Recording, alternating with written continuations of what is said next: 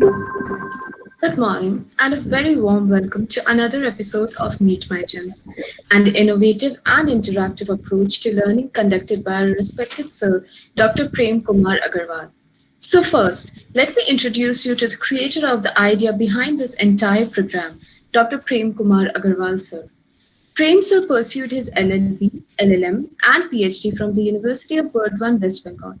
He is also an alumnus of St. Xavier's School and College, a former judge under the judicature of Honorable Calcutta High Court, and founder faculty of West Bengal National University of Juridical Sciences, Kolkata. He is presently serving as the head of the PG Department of the Law Section in the Heritage Institution, Hooghly Motion College, a 184-year-old temple of learning, alma mater to illustrious alumni like Rishi Bankim Chandra Chattopadhyay, creator of the Vande Mataram, Upendra Brahmachari, inventor of Kala Zara vaccine, and many others. As a strong advocate of human rights and civil liberties, he has also visited Sweden as a cultural ambassador and delivered a series of lectures on culture, polity, and legal system of India under the prestigious Group Study Exchange Program of Rotary International. A past district Rotaract representative, Dr. Agarwal has also addressed various youth conventions in Singapore, London, and Paris, besides many other places in India. One of the top rankers of West Bengal Judicial Service examination, the passion for teaching guided him to resign from the judicial service and join the noble profession of making the society a better place by imparting his knowledge. In this process, he has also authored a number of books which range from intellectual property rights to limitation law, company law to women empowerment. He is also a visiting faculty of National Judicial Academy of Honorable Supreme Court, State Judicial Academy of Honorable High Court of Calcutta, State Police Academy, and Administrative Academy. I am sure that people from various fields related to law have benefited from Sir's knowledge of law and other fields of public service. His teachings have inspired and changed the life of numerous students who got to understand the very essence of law and its potential. Now, I would like to call Sir to enlighten us on the objective of arranging this kind of helpful interactive sessions. Thank you, Sneha. Welcome, Shandeep. Today, the most sparkling gem in my Meet My Gem series will be interviewed by Sneha Agarwal from Colorado Springs, USA. As he said, the temperature outside is minus 3 degrees centigrade. But our Sandeep has joined us from Hyderabad. Sandeep is one of my most sparkling gems. Sandeep and we stayed in Halwasha Chhatranivas for quite a few years, and I have known Sandeep since then. Now, Sandeep belonged to a small town, Vatsaliganj, in Nawada district of Bihar. His initial schooling was government school of the town and went to Kolkata for higher studies. He was in Halwasha Chhatranivas with us from 87 to 96. He did his higher secondary in Sri Jain Vidyalaya, Kolkata, in science faculty in 1989. Then got admitted in computer science in REC Surat, but left the college as he did not feel like pursuing engineering subjects because it's quite natural his aptitude was something else. Joined BCom in Umesh Chandra College, Kolkata, and pursued commerce.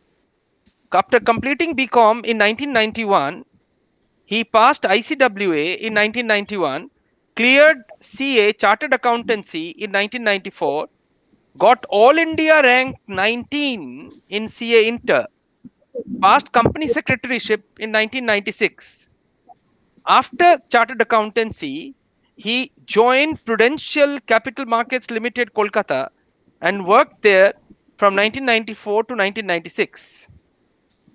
Resigned from the job in 1996 and went to Delhi for civil services preparation.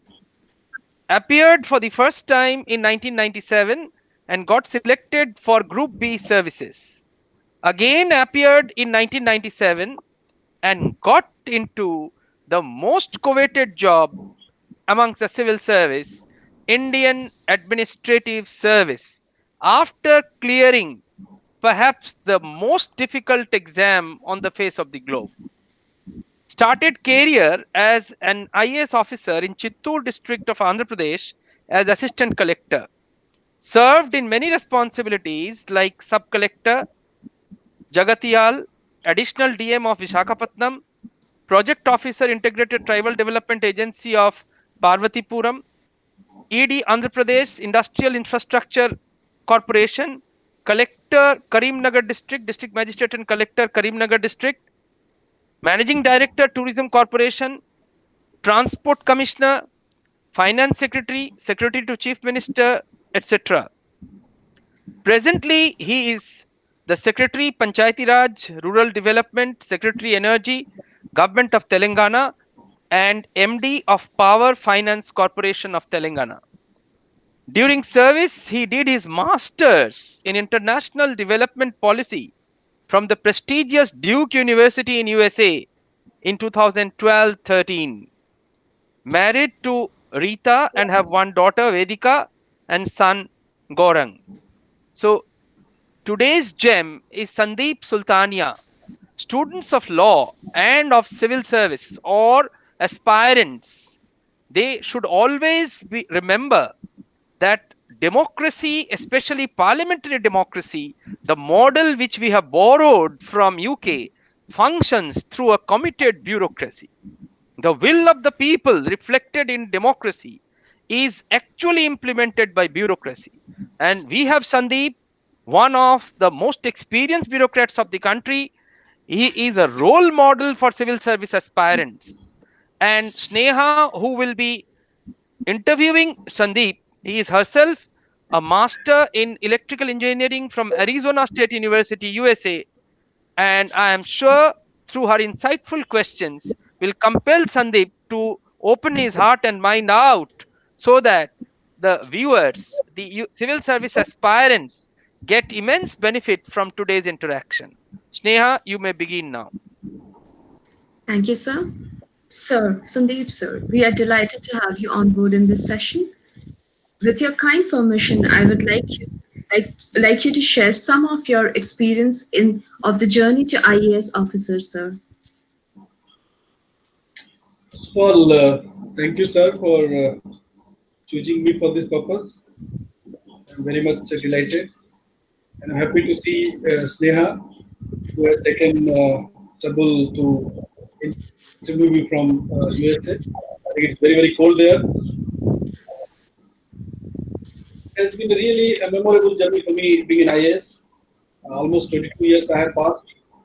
I have seen a lot of ups and downs, a lot of things, what is happening in the country by serving in different positions in the government. And it has been really an enriching experience, not only professionally but personally also, because civil services give you an opportunity to basically, see the best and the worst in the country. We generally interact with the poorest of the poor, and we interact with the richest people in the society. So we get sort of a large scale perspective of the society and how the society behaves, and what are the different facets of life, sort of this. So that has been really enriching, and I personally feel very much enriched and very satisfied as a citizen. Thank you, sir. As we know, with great power comes great responsibilities, and a position like IAS officer is a prime example of both power as well as responsibility. So, in this regard, my first question to you, sir, how did your life change after becoming an IAS officer? If you see, Sneha, it is more a responsibility than power. And let me tell you, once I became civil servant, the life totally changed. Because before that, I was a student, I was more like a carefree person. But as soon as I became the sub collector, a lot of responsibility came on me.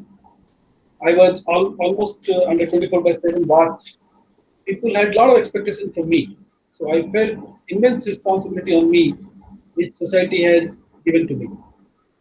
So it was really a great experience, and life totally changed because from a carefree student to careful officer, that was a big change in my life. and that's where I started shaping as a person, understanding the society, need of the society, what exactly is our country needs. So I will say my life totally changed when I became a salesman. Thank you, sir. So, we all know that from childhood we dream of becoming something, but not everybody can achieve that dream. So, I wanted to know what inspired you to become an IAS officer? Like, was it some incident, some person? Like, what happened? What was it?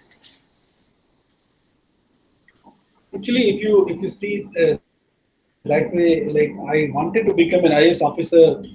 Uh, I don't know when from the beginning or this thing, but somewhere it was there in the mind that I must try for IAS. But during the course of my journey, I left the dream. Let me be very frank with you. I became chartered accountant. I started doing a private sector job, and I thought that's where my career is. But then my maternal uncle was always sort of encouraging me. No, no, you must try for civil services. You must try for civil services. What will happen if you don't get into civil services? Doesn't matter. You assume that you pass the chartered accountancy after 2 years. That's the way he used to motivate me. And then one day I thought, and so the point looks to be right, and let me try. And I decided to resign my job, and I went to Delhi for my civil services. That's the way it happened in my life. Nice to know that. So, we have all heard that a good teacher explains, but a great teacher inspires. In that context, tell us something about the role of your mentor in the journey of becoming an IAS officer. As such, I didn't have a mentor, because I didn't know anyone who was into civil services at that time. But yes, when I went to Delhi for preparation, we had a lot of our senior colleagues who passed out from our hostel. They were also preparing. Some of them had already become civil servants. So I used to interact with them, and they really influenced me. They really encouraged me, and they gave me a lot of confidence that when they can get, I can also get. That kind of confidence came into my mind, and I will definitely say that all those my senior colleagues from the hostel, they have really saved me. They have really given me confidence that I can take on the civil services. Nice to know that, sir. So, when did you start your preparation for the exam? I started preparation somewhere in 97, sorry, 96, I will say, maybe in the April of 96. I started preparation, and after that, I appeared in June, my first exam, that is preliminary examination. Then we get into men's examination. So I started somewhere in 96. Okay. So, they say if you get 9 hours to chop down a tree, you should spend the first 6 hours sharpening the axe. Here, the axe is our book and strategy, as they provide aspirants the impetus and sharpness of knowledge which ultimately cuts through. Now, let's move towards the questions related to the preparation and strategy for IAS. Now, these questions will be related to the optional subjects, sir. So, what does one need to consider when choosing their optional subjects? And if you would like, kindly let us know what were your optional subjects and the rationale or logic behind the choices. See, first of all, this selection for any subject in civil services, the first and foremost aim, which subject can make me civil servant, and that's very clear. Which subject I am comfortable with, which subject will give me the best scoring. So we are very clear on that. There cannot be any emotions there. It has to be very practical approach in that. So that's the way I chose. That's the way I selected my subjects. So I was a chartered accountant. So I selected one subject is commerce and accountancy. That was the natural subject I got it from there. Then I had a challenge for another subject. What should I choose? Because there was no background subject for me. So I first thought of taking geography as the subject. I studied that, but somehow I was not feeling very comfortable with that subject. So I took literature, like Sanskrit, Hindi. There is a language called Pali, which was which is basically a Buddhist language. So that subject I took as one of my optionals apart from the commerce and accountancy. And let me tell you, the basic objective, the prime objective was that this is the subject which can get me through this exam. That was the prime objective of that particular selection. And that should be the motto for every student. First is the subject which can get them the best marks, and the subject in which they are quite comfortable. These two should be the criteria for selecting a optional semester. Right. Thank you, sir. Sir, if you could enlighten us more about the books and the study materials which you used for the exam.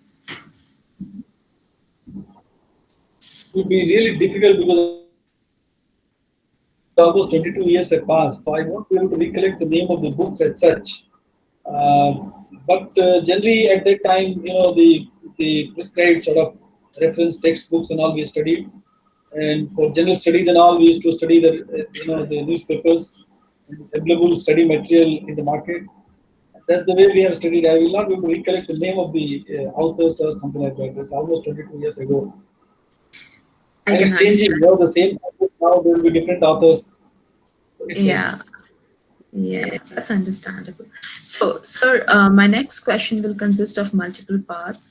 So, we want to know about how much time one needs to devote to prepare for the exam, and how was your daily schedule in various stages of preparation and for different subjects. See, it is like this. Definitely, civil services is something where, along with intelligence, basic intelligence, you have to do hard work. So you may have intelligence, but if you don't do hard work, it's very, very difficult to get into civil services. So hard work is the first and prime importance of this particular examination. And more than the hour, so you have to understand the subject in which what the options which you have chosen. More than the hour, the subject understanding is important. And I can say, on an average, I think 6 to 7 hours of study should be all right if you are studying with full concentration without any disturbance. So that's what I understand, and that's the way I used to do. Almost 6 to 7, maybe 8 hours I study per day, and I used to keep my life very relaxed. So that is very, very important in my opinion. That you should not study and become a bookworm. So sort of balance where you should relax, you should do entertainment, you should do gathering with the friends. So all these things I used to do, and I used to keep life very, very relaxed. I never sort of this became a bookworm, closed in the room. I never did like that. So 8 hours study or maybe 8 hours sleeping and 8 hours for all other things. That's the way I balance my study. So, you believe in the policy hard work is the key to success, right? I think there is no alternative. That's what I believe. Right. So, what was your strategy for compulsory and optional papers? As I said, first will be preliminary examination in civil services. So you have to first concentrate on prelims. So in prelims you have one optional and one general studies at that time. Now the things have changed. Now it is not the same. Pattern is different now. So at that time we used to have one optional and one general studies paper in prelims. So before June that exam happens. So we used to study ourselves that before the preliminary examination preparation we start, our optional studies for the mains should be over, at least for one subject. Like suppose I start, this thing in February. So February to March or April, my optional for mains, one optional should be complete. And then I start the studies for the prelims. So 2 months we study for the prelims and then we give the prelims. And after the prelims we get another 3 months. So other optionals and general studies we study in those 3.5 months. So that's the way I strategize and continuous revision, making proper notes. Because what happens in civil services, for any subject you refer only 2 to 3 books, and it will not be possible for you to revise all those things in the night of the examination. It is not possible for you. And every book will have a different way of dealing the same subject. So you have to read maybe 2 3 books and then you have to prepare your own notes. Sort of rewrite the book in your own language, you can say in that way. And that is the note which you generally revise, before the examination. And that I believe is very, very important part of the civil services because the syllabus is very, very huge. And if you don't prepare the notes, it is not possible for you to really revise all those 3 4 books before the examination. I personally believe that you should study that much, which you can revise before the examination. If you cannot revise before the examination, your studies will not help you. That's the way. That's the way I moved it, and that's the way I prepared for civil. Right. I think your answer is also applicable for your strategy for prelim current affairs. I just So, said, current affairs. I used to read papers. There's some, in the market there will be some guides. They will be there. Then you have to read some subjects, like Indian economics, history, polity.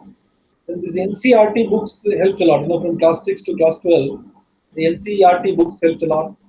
So that's the way I strategize, and I sort of, as per the syllabus, we studied the general studies and I prepare for that. In fact, there is no specific formula, but one thing I advise all the students that if they really aspire for civil services, they must read one newspaper fully, 100%.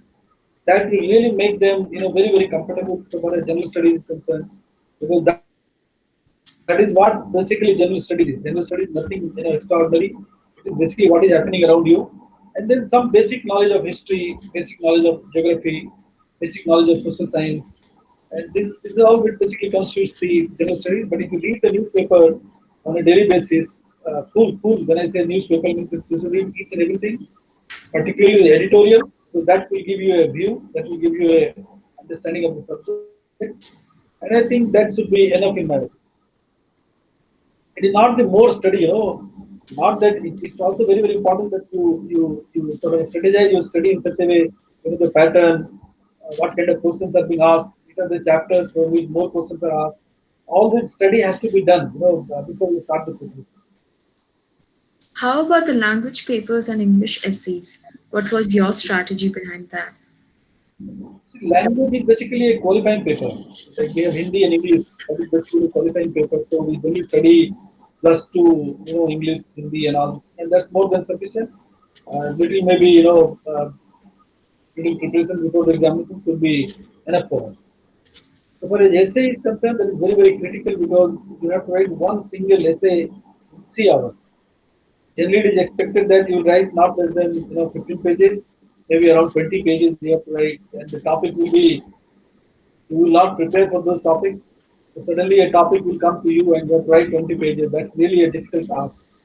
But then again, I said, most of the things when you read the newspapers and all, when you read all the subjects which I said, generally you are able to write an essay, but you have to do a lot of practice because the time will be less. How do you structure the essay? What exactly they say in the civil services is basically your comprehension, your expression, not the content, which is more important in civil services. How do you comprehend the subject? How do you write? How do you express? Whether your writing is in a flow or in the bits and pieces, all kinds of things they see. So more than the content, it is your expression which exactly is counting in the essay in my opinion. And that's a study I adopted in the same sense. Right. So you told us how important notes are for this exam. So give us some insight on how to prepare original notes and how often one needs to practice writing the answers. I just said, when for a subject, let us say, like we had management, in commerce and accountancy, there was a subject called management. So in a management, we used to study two or three books. Maybe the same chapter I'm studying here also, I'm studying there also, and it may be another book. So if you understand a subject, if really you understand a subject, you will be in a position to write the same thing in your own language. And that is what is basically the preparation of the notes. You write the same thing in your own language in a little short form, and that is what is the note preparation, so that you can revise it. And if you revise something which is written in your own language, you revise very faster. You can recollect very faster. You can remember very faster. So that's the strategy for the notes. And every student will have a different way of preparing notes. This is the basic philosophy. Notes should be in your own language. Notes should be concise, and it should be taking the points from different books which you read. So that's the way I prepared the notes for civil.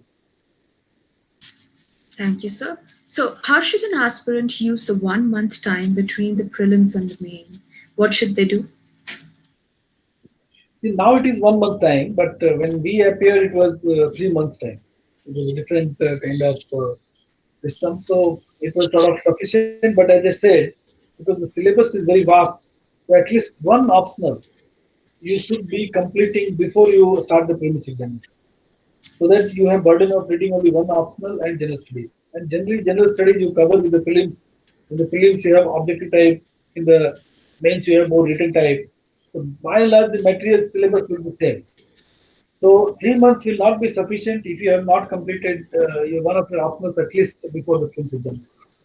So these 3 months should be mostly for revision, covering the untouched part of the topics, and that's the way it's really not very much time. So that period you have to, because you have passed the prelims, so you are in the selected 15,000 people. So your confidence becomes a little more. So that's where your hard work has to be a little more. The concentration has to be a little more. Thank you, sir. So we know how nervous you get on the exam day. So my question to you is, what should an aspirant be doing in the time between the two main papers on the exam day? See, as I said, while preparing for the examination, your mind, what do you call that, coolness of the mind is very, very important. You might have studied very well, you might be remembering very well, but if your mind is not relaxed, there is always a likelihood that you will do some bungling in the examination. So you must keep yourself relaxed. You must keep your mind cool. That is very, very important. That's what I always believe. In fact, I used to watch a movie definitely before the day of the exam. And that's the way I was doing to keep myself relaxed. I used to revise, a lot, whatever time we used to get. As I said, we had the notes in our own language. So when you have notes in your own language, it doesn't take much time to revise. And before that also, we used to revise at least 2 to 3 times. So I understand that there will be a nervousness before the examination because it's a very important exam where your career is going to depend on your performance in the examination. So definitely nervousness will be there. But if you keep your mind relaxed, whatever in your mind you will be able to write. If you don't keep your mind relaxed, even if you know something, there is always a chance of bungling the exam. Keep your mind cool is the mantra before the exam. Yes, that's so true.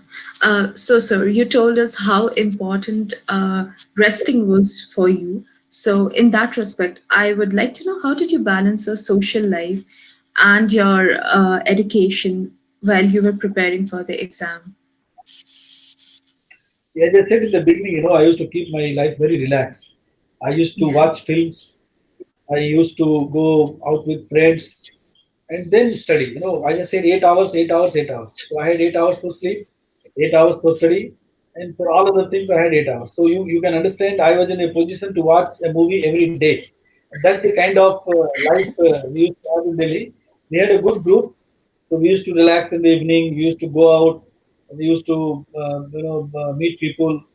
So that was a very, very balanced life, and we were never under tension on any day, except on the day of the result. On that day, we used to be tense. Otherwise, we never got tense. That's Right, the sir. way we studied our life. There has to be a balance between study and social life. It cannot be only a study, and that's what I believe. Sure.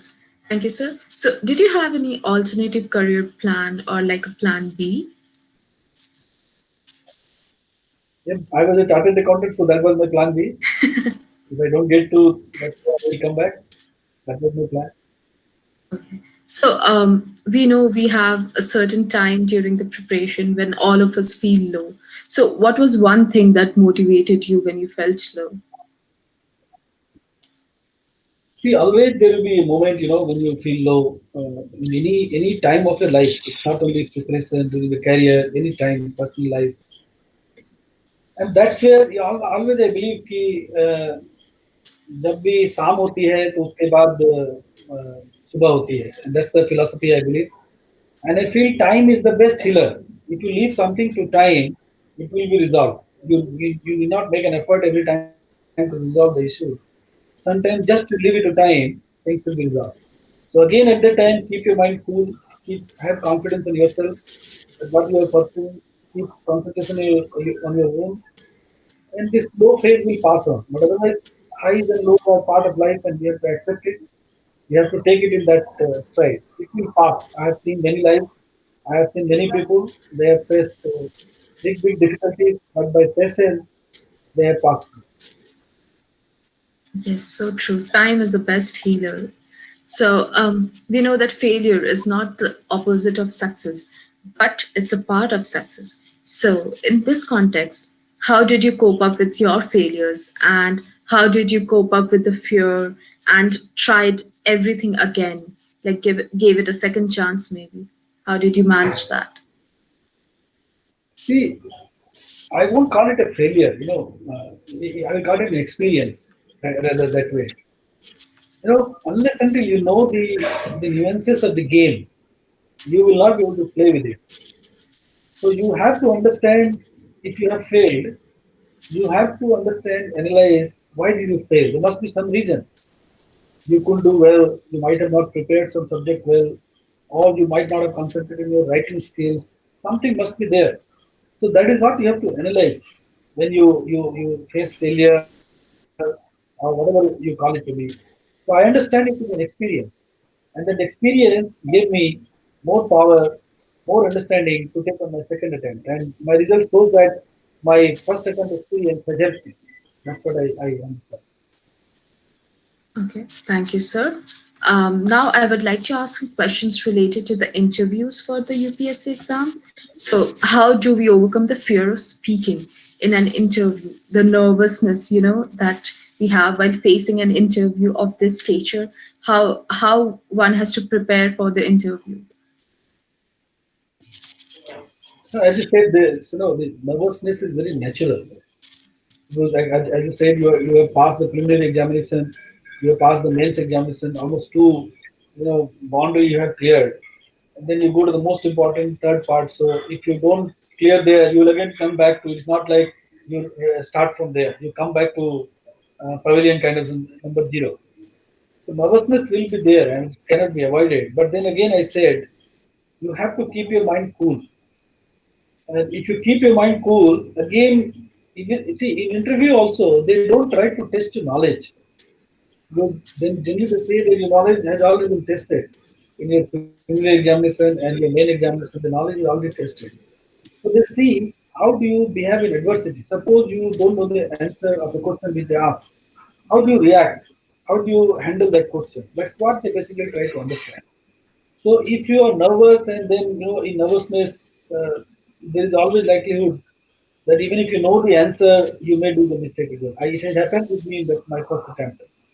Though I scored very good marks in my written examination, but in interview I couldn't score well because of my nervousness. There were some very very simple questions I couldn't answer, but that's what I understood, and that's what helped me in my second attempt where I scored very good marks in interview. So nervousness it will be there, but somehow we have to work on that, and we have to see that inside the interview board we are not nervous. We keep our mind cool, and that's what happened in my first attempt. I faced the music, but it helped me in second attempt. Nice. So, I know it's been long since you appeared for the interview, but were there any interesting questions which you would like us to know? Any particular questions or your overall experience with your interview? Yeah, interview was a good experience. In fact, my interview was more like a political interview. They hardly asked me any question on subjects. Kind of, I really don't know what they saw in me, but they were all asking political. Like I remember one question. At that time, there was something going on between Miss Jayalalitha and Congress Party. So they asked me very straightforward question. Comment on the character of Jayalalitha. That was the question asked from me. So it was a very difficult question, but again, I don't think they expected from me that I comment on the character of Jayalalitha. So how do you handle? That's what they see. You have to sometimes deflect the question. Sometimes you have to answer something else. So that's the way. That's the way it is. So it was really a difficult interview for me. Sometimes they do it knowingly. They ask you the questions which can put you into discomfort, and that's the question they ask to test you. How do you behave in discomfort? Do you break down? Do you keep cool? Can you smile even at that moment? That is what they I believe see. So So, it sir, was a do you very remember? critical. So, do you remember the answer which you gave? I'm really intrigued to know. I really don't remember that. I don't remember, but I remember the question. But I don't remember the Uh, answer. At that time, whatever comes in the flow, we answer. yeah. We don't know what we have answered. Yeah. Now that was an interesting question to ask. Uh, so, sir, suppose you get a chance to travel back to your interview session again. What would you like to do differently this time? Like, do you want to change anything, like in you, or maybe in the interview questions? Do you want to change something? See, interview is a part of your personality. Interview is basically if you see the civil services pattern, they don't call it interview. They call it personality test. The personality will always be there with you. It's very difficult to change the personality. Whatever is there is there. It is good. It is good. It is bad. It is bad. You can little polish it. That's what you can do. So, if you ask me, it will be very difficult for me to say this is what I would like to change because I went as a person. My personality is not different from my person, and I'm going to say that. So, if I go again, maybe I perform in the same way, and that's the way it is. So, I really don't think that we can really say that I would like to change this or that. Uh, I definitely would say if I can be a little more confident, that would really help me. That's what I can say. I would like to change if I can be more confident while appearing in the interview. Thank you, sir. So they say we make a living by what we get, but we make a life by what we give. In the light of this, how much satisfaction does serving as an IAS officer bring, and how can an IAS officer give back to the society? See, it's very satisfying. Now there could be some low moments, where you want to do something that you are not able to do because you are living in a democratic kind of governance. See what happens in civil services. What we do, whenever what even a small thing we do, it will affect thousands of people. Suppose we make a policy, let us say a policy, it will affect lakhs of people. Suppose a simple example, I will say, there is a flood, let us say in your district where some flood has come. You will find that thousands of people are affected because of the flood. You have to provide them relief, you have to provide them rehabilitation, sometimes you have to shift them, sometimes people will die, all kinds of things will happen. So at that time, you are directly, working with the society. You are trying to solve their very basic problem. Somebody is in the flood, he wants to come out of the flood. He wants some food. It's very basic thing. But let me tell you that gives you huge satisfaction because you're helping people who are in distress.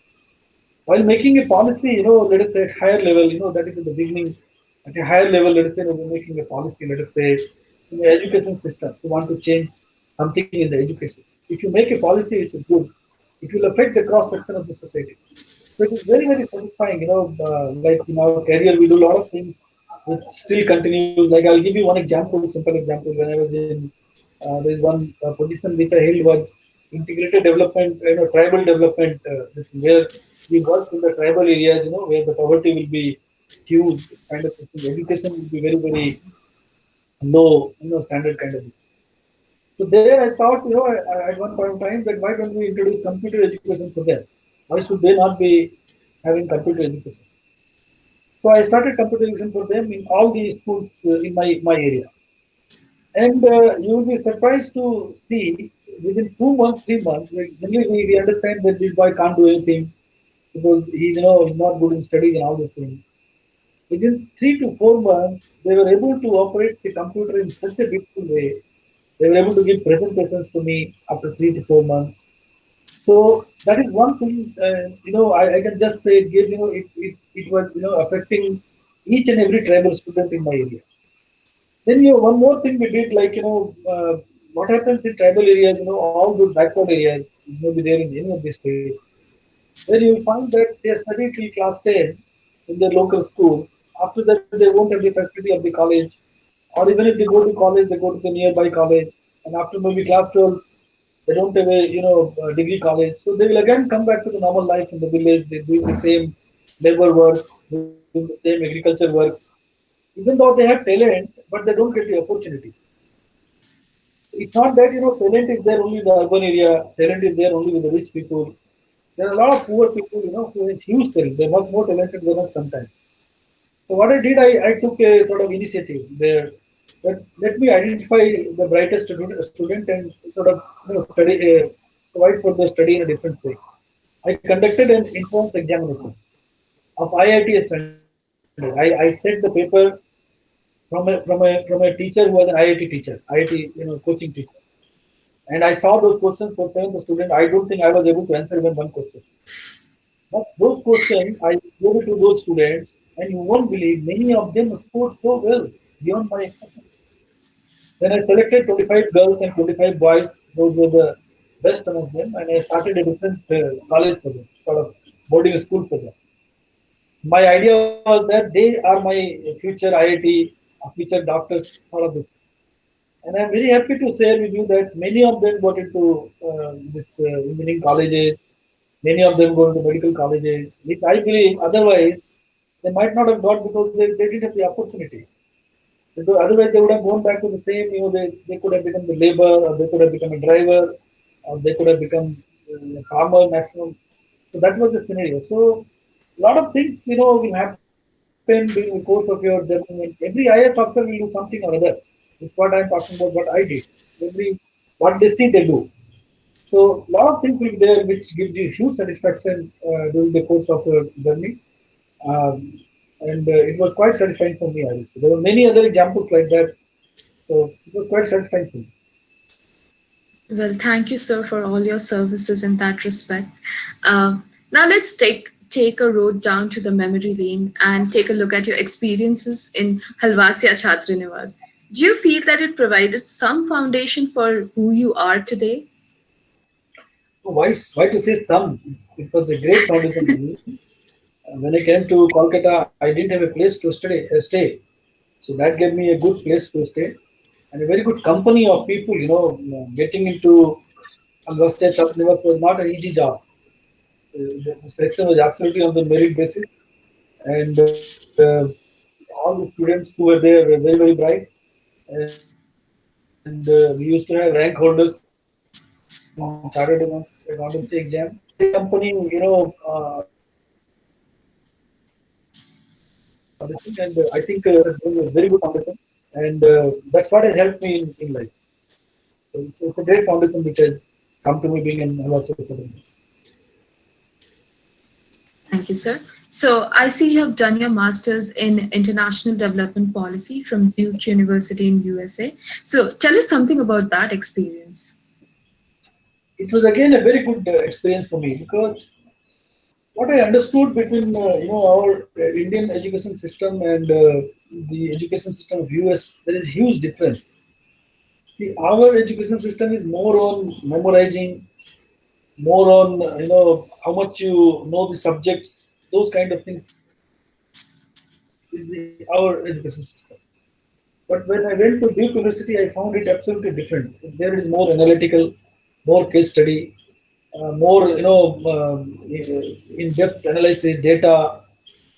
We don't find such kind of. Though I'm a chartered accountant, but there also it was more like how much you can remember, those kind of things were there. So I believe that the studies in USA has really made me a better officer. I say that because now I'm able to analyze more. I'm able to see a subject in a much different way. Anything comes to me, I ask a question, which earlier maybe I was not asking. So I believe that the education system in US is a little different and very analytical. And I believe that what we have studied and what we studied in US, if we have a combination of both, I think that is the greatest thing I believe. Only studying in US also may not be perfect. Only studying in India. So if you have a mixture of both, I think that's what really a good comments. So, given that answer, so given a chance, what would you like to change in the Indian education system? Since now you have experience with both the educational systems. See, as I said, our education system has to be more analytical, and that's the change is required. In fact, our new education policy, which you might have seen, it has come recently. A lot of things have come into that, and we have to encourage the best of the universities in the world coming to India. As of now, there is some sort of a blockade, but I think now the new systems are going to open that. We have many campuses now; it is coming slowly. So I think we have to expose our students to sort of Western education system also. And apart from remembering or what we call mugging, we have to have analytical kind of thing. So that's the change I think is required. But it's not easy to do because our faculty, our teacher is not accustomed to that kind of system. So policy making is one, but policy which you can implement is more important. So to get to that level in India, I think we require a lot of time. So that's the reason I said we have to allow foreign universities to come to India and sort of a off-campus kind of this thing. That's what I think. I think government is already have started that. All right. Thank you, sir. So now to lighten up the mood, let's have a quick rapid fire question answer round. So, sir, just select one of those. Police service or administrative service? It's both.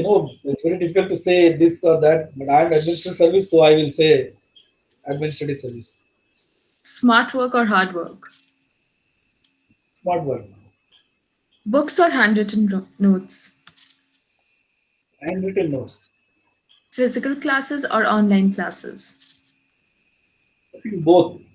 We are in a different world now. When we were studying, there was nothing called online classes. Now everything is online classes. So there has to be a mixture. Well, considering the present situation, we just have online classes, no physical classes. So, yeah. That's right. But you must be missing the physical classes also. I know the campus experience. So, seminars or webinars? Both. We are in a world where it has to be both. Now we can't avoid webinars, we can't avoid seminars. So it has to be both. Okay. Life in US or life in India? Both. Both were learning. Both were quite, enlightening. What we didn't learn in India, we learned in US. What we didn't learn in US, we learn in India. So, school or college? Both. Cannot be one answer. Both are important in their own way. Pardon? Both are important in their own way, right? Yes. So, age old customs or modern trends? Both, again, both. Both are important. Service, We have to adopt modern things also. We have to maintain our customs also. We can't say this and then reject that. It has to be both. service or business? I'm in service. I will say service, but business is also good. It's not that business is bad or something like that. So Western education or Indian education? I already answered that. It's both. I said a combination of Western and Indian education is the best combination. You see today, majority of the company at the global level, you see the CEOs are now from India. They have studied Yeah. in India and they have got foreign education in Western countries, in USA and all. I think they have both the combination of value, hard work, and this Western analytical ability, and that's where they're able to sell through with all those Western people. The Indians are able to get their hold. So I believe Indian value system and Indian, like we work very very hard. Even at 12 o'clock at night, if required, we'll work. But I have seen in America, 8 o'clock means 8 o'clock your shop should be closed. They will not even see your email after that. But we don't work that way. We in 5 o'clock in the morning we will see email. So I think the combination of both is helping us. Best of both worlds, right? Yes. So, my concluding question to you will be: is there anything you didn't like about the exam, or what changes would you like to see in the exam from an aspirant point of view? See, nobody likes an exam. No, first of all, everybody hates an exam. But then you can't avoid it. It's something like you have to appear if you want to do this thing. Now the pattern is changed, and exam is not in your hand. The question paper is not in your hand. You basically have to understand the pattern. According to that, you have to prepare. So you have no position to change the exam. That is number one. We have to realize that. So we have to understand the exam pattern, exam system, and according to that, we have to prepare. We have no this thing to change the exam as an aspirant. You have to appear whatever is given to them. Well, thank you so much, Sandeep sir, for delving into such detailed discussions and sharing such valuable insights and your experience.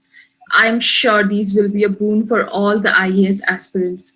Now, I would want to thank our respected and beloved sir, Dr. Prem Kumar Agarwal, on behalf of all the UPSC service aspirants. Sir, I cannot thank you enough for giving such an opportunity to interact with a gem like Sandeep Sultania, sir. I share this privilege with all the aspirants of UPSC service examination, and I want to thank you again from the bottom of my heart for helping in every possible way by teaching, guiding, and mentoring many students like us. Now, I would like to invite your comments on today's interaction, sir. Thank you, Sneha. Thank you, Sandeep. I was really enjoying Thank you, every sir. moment. Now I cannot withstand the temptation of sharing something with you, Sandeep, and also with Sneha. One is our experience in Halwasia Chhatra Niwas. When students were getting shortlisted for Poddar and Halwasia, I was entrusted with the responsibility to select and shortlist students for Halwasia. And I clearly Yes, remember I shortlisted you. And yes, sir. when you came to meet me in Halwasia, I also tutored you that in the intro sessions by seniors, if they ask you why did you choose Halwasia, do you remember what I taught you? You say because there is peace. You cool. This thing came up in your interview, and that is really naturally within you. Then also, you replied according to my sort of tutoring that I have come here because there is peace. There are less number of students. So you were acronymed in the holy as Shanti Doot. You remember when Yes, sir. Yes, sir. when your introduction was done that हम तो यहाँ In fact, शांति के लिए sir, आए हैं, then exactly, you exactly. I remember, sir. yeah, you were named Shanti Doot. Yes, So yes, sir. that was really a hilarious anecdote. But then that reflects in your personality even now. You are so calm and you remain so calm even in crisis. That is actually the trait and personality of an administrator. That's why you are a very successful administrator. Thank you, And sir. the and the second thing which comes to my mind, this also I cannot withstand the temptation of sharing it with you while you were answering the personality test part in civil service interview. We have the same thing in our judicial service interview also. I When I appeared for the interview, the other side of the table was Justice S.B. Sinha, who retired from the Supreme Court. He was Yes, a very erudite judge, and he put me a question like you faced the question. He said, "What are you doing, Mr. Agarwal, now?" At that time, I was assistant professor in NUJS, National University of Juridical Sciences. So I told him, "I am a teacher of law. I teach law." His counter question to me was, "You are a teacher of law, but I am a student of law. First, you tell me how can a student of law pose question to a teacher of law?" yes, Just sir. remember, Chief Justice of Calcutta High Court posing such a question. But then Saraswati dawned on me. I also replied, which he remembered. He recently expired. Yes, yes, sir. Yeah, I replied, "With all humility at my command, your lordship, I stand corrected. My profession is teaching. We all are learners in the process of learning. So this is not the test of your knowledge. You rightly said it is the test of your personality for the job you are aspiring for. How cool can you maintain?" Very nice, Sandeep. I really learned so much from you today. Our own Sandeep is now one of the top bureaucrats of the country. Indian Administrative Service, the model which we borrowed from UK, a committed bureaucracy can only reflect the aspirations of the people in a democracy. And that is clearly seen with committed people like Sandeep. I had been to Hyderabad, I had seen him work, I have met with his colleagues. I haven't seen a so popular bureaucrat. I know many other bureaucrats, many other top officials, but Sandeep is really a gem. And we pray for more and more of your escalation in your service life. And we pray to the Almighty that you remain healthy and your children also, they also make a figure like you in life. Thank you, Sandeep, for your time, for your spontaneous participation in the program. And viewers, I'm sure you will immensely be benefited by the sort of profuse, spontaneous outpouring of the experiences of a successful IAS officer. Thank you, Sandeep. Thank you, Sneha, for your insightful questions. You may end the program with the vote of thanks, Sneha. Thank you so much for watching this interview, guys. Like and share this video and subscribe to this channel. Thank you so much. Thank you, sir. Thank you very much.